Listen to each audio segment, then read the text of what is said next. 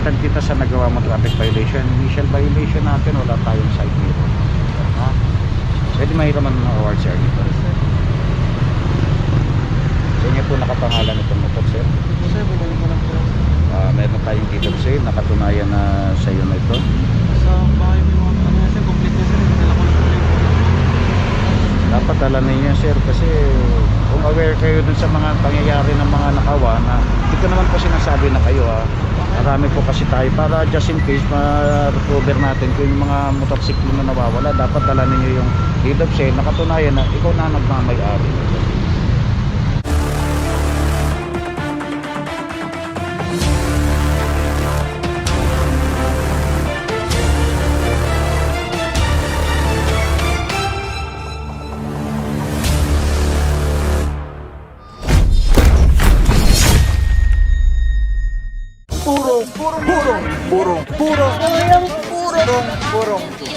Purong pagmamahal.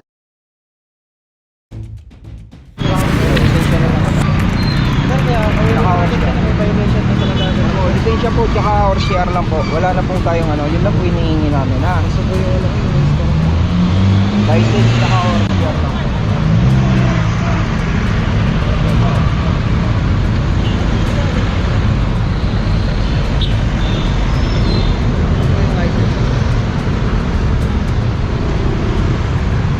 Lalabas po sir, lalabas. 6-2 6-2.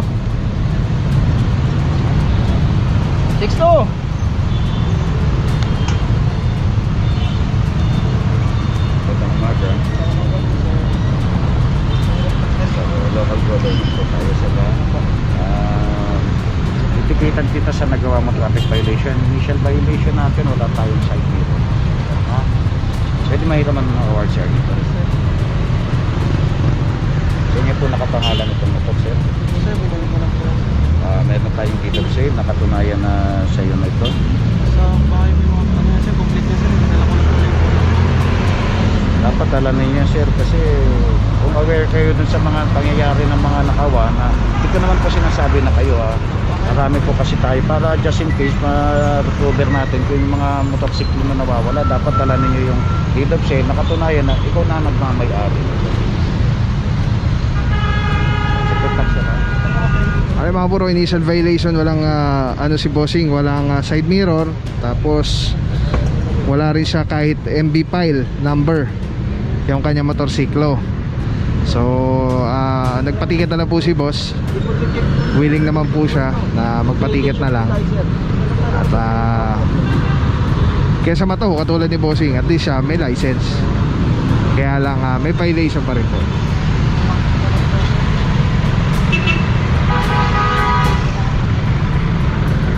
Alright, grabe, nag-aantay lang po tayo ng tow truck dito para ikarga ito. Pero ang dami po natin napapara. Walang helmet. May nakita tayo kanina doon, walang helmet. Ang bilis nakapagtago dun sa ano sa truck eh. Yung isa naman bumalik, umikot. Kakarga natin ito. Hindi ka pa nakaregister. Kakarga natin, ha.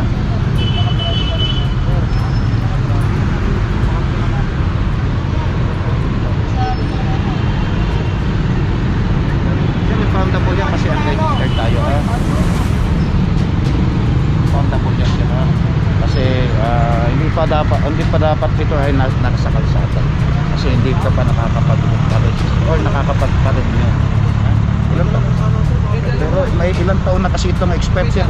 Ang nakikita ko rito 2020 pa, sir. Ilang taon na. Lalakarin ka lang po. Pero sige na, pagkano, sir, ganun na lang.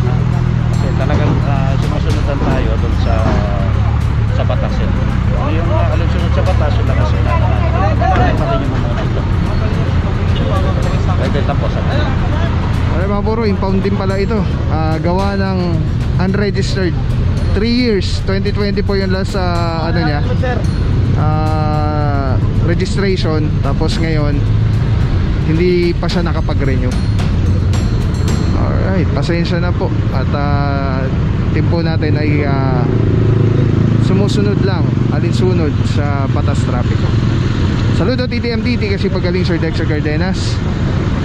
Lungsod Quezon, Bating Mayora, Mayor Joy Belmonte, Vice Mayor Gian Soto, Officer Malyari, kasama rin natin pala, Officer Cortez, ating team leader, Officer Polito, Officer Francisco, Santa Cruz, Estarea, Sanchez, andyan din si Officer Alvario, Officer Calebag, and together with Officer Polito, together with MMDA seated 1, Officer Martin, Espinelli, and Herans.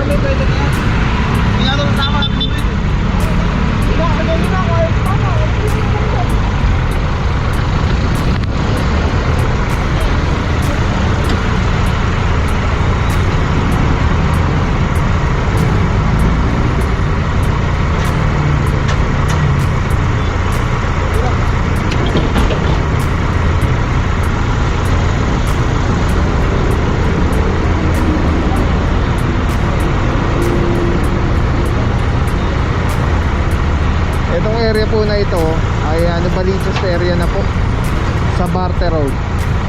Dito tayo currently sa harap ng North Olympus. Tapos diretso po niyan, Tumana, Marikina. Alright, ang tabi lang po, hindi pa natin alam kung saan yung mga next target locations natin. Let's go guys, puro pagmamahal. Officer Sanchez, good morning bossing, saludo. Ay mga puro, so ano nga ba ang single ticketing system? Ayan, tawag dyan STS eh. Ang single ticketing system ay pagkakaisa ng mga pinaiiral na batas trapiko at pamamahala ng trapiko sa Metro Manila, kabilang ang pag-standardize ng karampatang multa ng karaniwang nalabag na Alam mo batas ibig sabihin? trapiko. Alam mo ibig sabihin ng single ticketing para sa akin? Hindi kayo nagkaroon ng single ticketing. Hindi niya alam, papahirapan yung mga motorista. So ibig sabihin mga puro, isa na lang yung standard na, isa na lang yung penalty na presyo. Kasi iba-iba po talaga yan eh, kanya-kanyang memorandum, ano po yan, city ordinance ng violation, at iba-iba rin po yung penalty niyan. So dito sa single ticketing system, isa na lang po yung basihan ng penalties. Tapos interconnectivity ng sistema ng ahensya ng pamahalaan na namamahalan sa transportasyon at trapiko. So ibig sabihin nito, yung isang sistema isa na lang. So pwede lahat bayaran online. Tapos merong kanya-kanyang, ito walang helmet. Huwag mo muna abante. Eh, nag-explain pa lang tayo mga por, may nahuli na naman dito, walang helmet.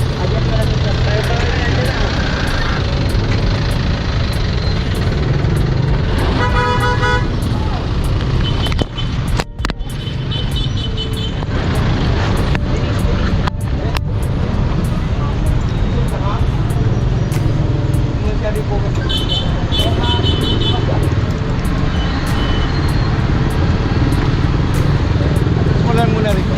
Atras pa. Okay na yan. Palabas mo na lisensya niya. Lisensya.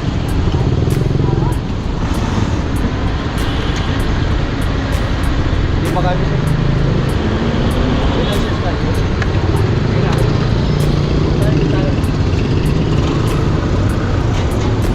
Alright, so may lisensya naman po, titikita na lang po mga puro.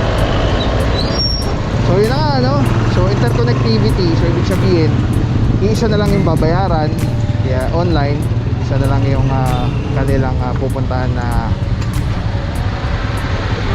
link. So through Gcash or Paymaya, I think, ano. Ang SCS ay nabuo o na-institutionalize sa pamamagitan ng pagtatag ng Metro Manila Traffic Code of 2023 na inaprubahan at pinagtibay ng Metro Manila Council noong February 1, 2023. Alright, proceed po tayo mga puro. Okay, let's go. Alright mga puro, pumasok tayo ng Cabarin Avenue. Mayroon tayo nabutan dito motorcycle sa tricycle, utility vehicle. Kami sa TRD, ano. Tapos pumasok na, dumiretso na yung team natin. Yan natin. Nasa na sila.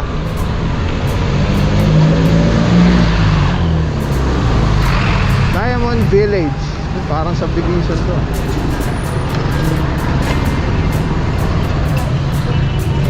Diamond Drive.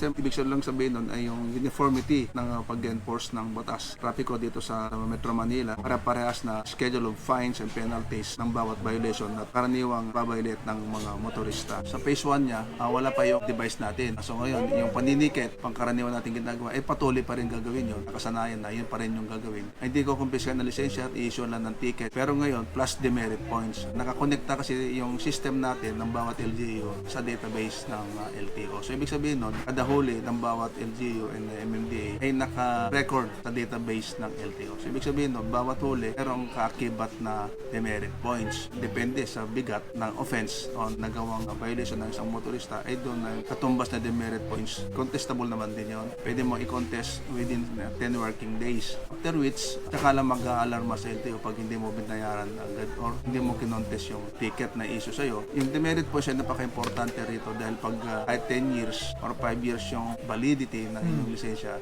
ay pwedeng kumpiskahin ng sinamang enforcer ang inyong lisensya kapag naitala sa record na humigit ka na sa 10 demerit points or meron kang outstanding or hindi binabayarang multa. Pag hindi mo siya binayaran or hindi mo siya kinontest within the 10 working days, yung pangalawang offense mo palagi ay pwede na kumpiskahin din ang iyong lisensya. Kahit saan ka mahuli, pwede mo naman rin siyang bayaran anywhere. Nice. Pwede ka magbayad sa counter ng over the counter ng bawat LGU sa City Hall. Also, yung mga payment scheme, electronic payment scheme, katulad ng GCash, Paymaya, and other sa mga bangko na katuwang natin sa e-payment. May limitation siya ng tatandaan po natin ang pagkakaroon ng lisensya isang privilege siya. So, ang gobyerno, through LTO, pwedeng bawiin anytime yung lisensya once you committed the maximum number of demerit points.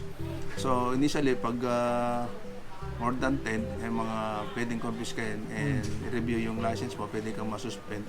Depende kung anong kabigat ang inyong mga committed violations. Or pag umabot ka ng more than 40, that's the time na pwede na sigurong i-revoke ay yung lisensya dahil nga sa sobrang dami na ng iyong violations. So, nakagawi dati na bayad ka lang, multa lang, tapos wala na. Pwede ka nang takbo lang ng takbo, violation ka ulit, bayad ka ng multa at walang kaakibat na demerit. But this time, through RA 10930, kaakibat po doon yung demerit points ng bawat violation. So, nabibilang na po ang number of violations committed ng isang motorista or driver. Sa ating mga kababayan, sana sumunod lang po tayo sa mga lituntunin ng batas trapiko. Ito ay para sa isang road safety measure.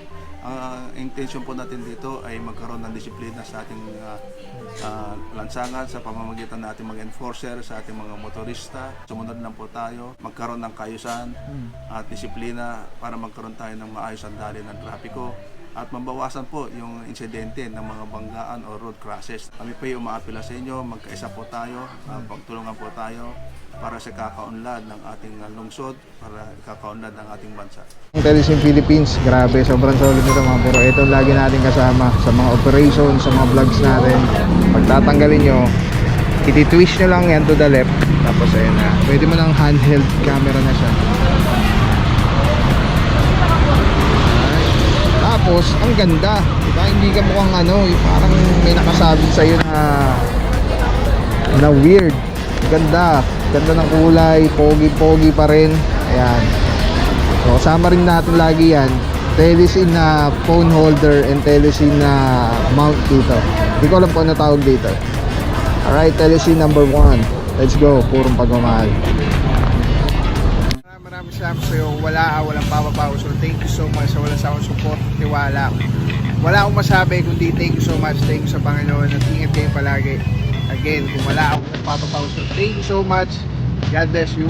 Purong pagmamahal. Thank you so much. God bless.